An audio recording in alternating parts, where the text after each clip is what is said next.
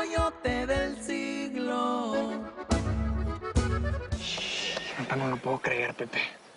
¿Se te extrañó? Cuéntame, ¿cómo te fue en Gringolandia? ¿Justo otra vez?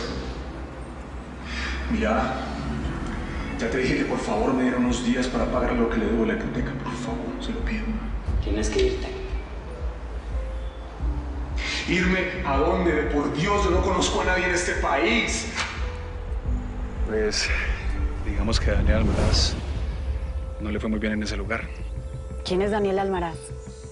Entendí que te llamabas José Ángel Godoy. Daniel Almaraz es un amigo que tenemos en común y que es mejor no recordar. Bueno, lo importante es que estás aquí, en tu casa. Porque sabes que mi casa siempre va a ser tu casa, hermano. Por ahí dice que cuando uno se va de su hogar, jamás regresa del todo. Nada es lo mismo. Eso lo leí en alguna parte. Es la parábola del hijo pródigo, ¿no? ¿Te gusta? Sí. Sí, es una de mis favoritas.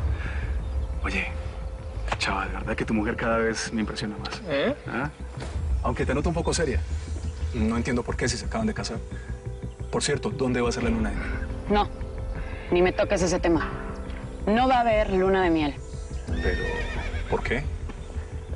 Historia importante, pero pues para otro momento, ¿no? No sabes el gusto que me da verte, Pepito. Vamos adentro, que la gente te vea, no se le van a creer. ¿Qué haces aquí? ¿Qué haces aquí? Charita, no sabes el gusto que me da que te casaste. Que eres tan feliz. La coyote del siglo.